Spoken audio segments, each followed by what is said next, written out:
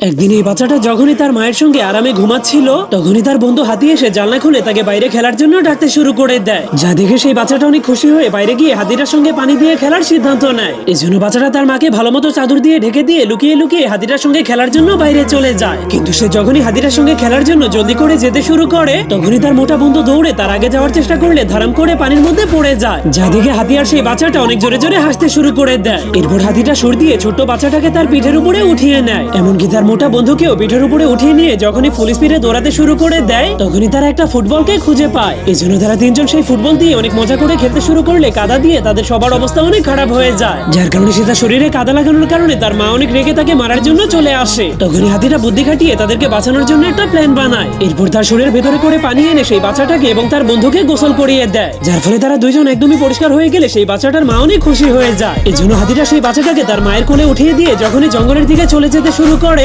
তখনই সেই হাতিটার মা এসে তার বাচ্চার শরীরে কাদা লেগে থাকতে দেখে অনেক রেগে তার কান ধরে টেনে টেনে বাড়িতে নিয়ে যায়। যাওয়ার আগে আপনিও কি কখনো কাদা মাটি দিয়ে খেলেছেন কিনা তা কমেন্ট করতে ভুলবেন না।